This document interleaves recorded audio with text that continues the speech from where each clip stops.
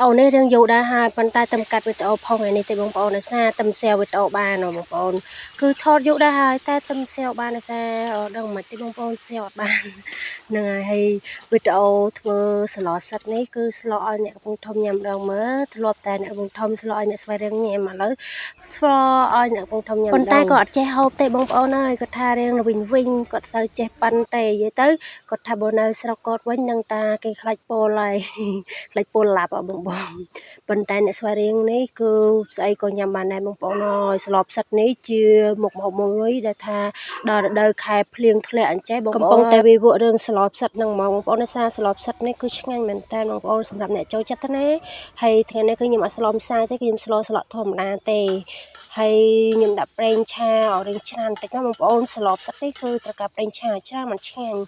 កូរមិនខ្ទឹមឲ្យឈ្ងុយដាក់ប្រហុកអីហើយលេងឲ្យឈ្ងុយបងប្អូនដាក់ប្រហុកឲ្យរៀងឈ្ងុយដាក់រៀងដិតតិចមកបងប្អូនឈ្ងុយប្រហុកកាន់តែច្រើនកាន់តែឆ្ងាញ់ស្លនេះហ៎ហើយតបមកពេលខ្ញុំលីងប្រហុកឲ្យឈ្ងុយអីហើយគឺខ្ញុំចាប់ផ្ដើមលីងឲ្យវាផុយឆ្អឹងអីបន្តិចមកចាំដាក់ផ្សិតចូលបងប្អូនដាក់ផ្សិតចូលកូររំលីងឲ្យវារៀងទន់ផ្សិតហើយឲ្យវាចេញជាតិល្វីងបន្តិចទេបងប្អូនក្នុងវិធីនេះគឺមិនបាច់ហត់ស្រុះទេបងប្អូ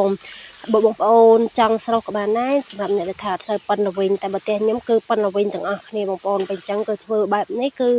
ញ៉ាំបានបងប្អូនហើយតបមក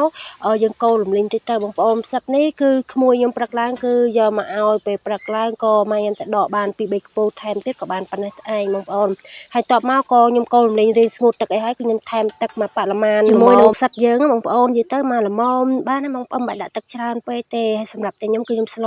រៀងឆ្នាំងធំនេះផ្សេងគ្នាច្រើនហើយតបមកក៏ខ្ញុំដាក់ដូចជាត្រីក៏ដាក់ជាស្ករប៊ីចេងហើយអំបិលអីបន្តិចបន្តួចមកបងប្អូនអំបិលក៏យើងដាក់បន្តិចបន្តួចមកកុំដាក់ច្រើនពេកខ្លាចជ្រុលអំបិលអីចឹងណាបងប្អូនដោយសារប្រហុកយើងប្រើច្រើនដែរណូហើយប៉ុណ្ណេះក៏អូខេបងប្អូនក៏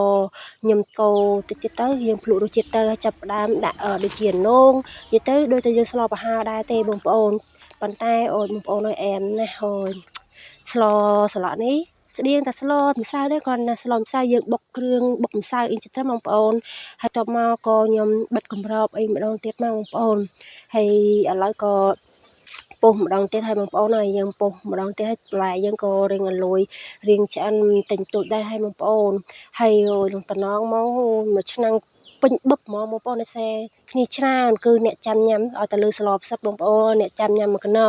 ចាំមកក៏បងបន្លែដូចជាថ្កួនហើយស្លឹកបាសស្លឹកជ្រលួងអីចឹងទៅបងប្អូនបន្លែគ្រឿងផ្សាបយើងផ្សិតហ្នឹងបងប្អូនមានបន្លែផ្សេងទៀតគឺដាក់មកប៉ុន្តែខ្ញុំមានបន្លែតែប៉ុណ្្នឹងទេតែសម្រាប់ស្លផ្សិតគឺមានថ្កួនចេះគឺឆ្ងាញ់ណាស់បងប្អូនហើយនេះគឺម្ចាស់ថ្កួនបងប្អូន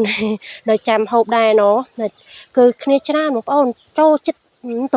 8នាក់ដែរណាបងប្អូនគ្នាច្រើនតែខ្ញុំថតត្រួសទេបងប្អូនហើយមើលចែកខ្ញុំបងប្អូនចែកខ្ញុំចាប់ដើមហូបហើយបងប្អូនខ្ញុំថតចែកខ្ញុំរៀងចាំងចលាំងថ្ងៃតិចគឺមើលទៅឃើញខ្មៅហ្នឹងហើយទៅ